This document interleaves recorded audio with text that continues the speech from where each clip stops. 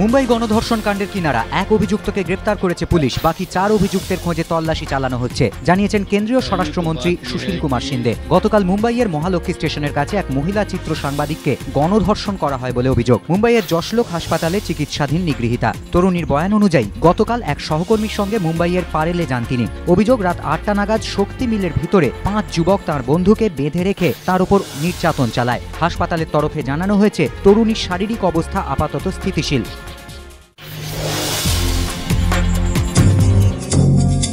ফের রাজ্য সরকারের সমালোচনায় স্বরূপ রাজ্য মানবাধিকার কমিশনের চেয়ারম্যান অশোক গঙ্গোপাধ্যায়। সোমবার যাদবপুরের ইন্দুমতি সভাগৃহে প্রশাসনিক স্বচ্ছতা ও মানবাধিকার শীর্ষক এক আলোচনা সভায় অবসরপ্রাপ্ত বিচারপতি বলেন, এ রাজ্যে রাজনৈতিক পালাবদল হয়নি, হয়েছে জামা বদল। এদিন কুদঘাটের একটি বেসরকারি ইঞ্জিনিয়ারিং কলেজের অনুষ্ঠানে সরকারের সমালোচনা করে তিনি বলেন, পালাবদলের পর রাজ্যে বেড়েছে বিশৃঙ্খলা, অপরাধীদের দৃষ্টিকটুভাবে সাহায্য করছে পুলিশ। সরকারের সমালোচনার পাশাপাশি কামদুনি আন্দোলনকেও স্বাগত জানান তিনি। পথে ঘাটে ছড়িয়ে ছিটিয়ে থাকা আবর্জনা, রাস্তার মোড়ে মোড়ে স্তূপীকৃত জঞ্জাল, শহরবাসীর মুখে এমন অভিযোগ তো বহুবার শোনা গিয়েছে। এবার সেই অভিযোগই করলেন ভারতের তথ্য প্রযুক্তি বিপ্লবের রূপকার শ্যাম পিত্রদা, যিনি কিনা আবার রাজ্য সরকারের তথ্য প্রযুক্তি বিষয়ক বিশেষজ্ঞ কমিটির পুরো ভাগেও রয়েছেন।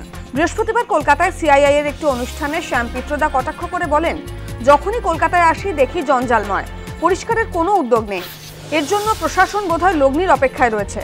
এর আগের দিন প্রেসিডেন্সির সমাবর্তন ভাষণে দেশের শিক্ষা কাঠামোয় বদলের পক্ষে জোর সওয়াল করেন শ্যাম পিত্রদা।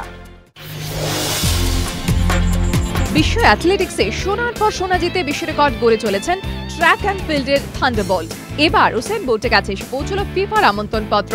ফিফার সদর দপ্তরে তাঁকে আমন্ত্রণ জানিয়েছেন ফিফা সভাপতি সেপ ব্ল্যাটার। আগামী 28শে আগস্ট ফিফার অ্যাথলেটিক্স মিট, সেখানে আমন্ত্রণ জানানো হয়েছে উসেন বোল্টকে।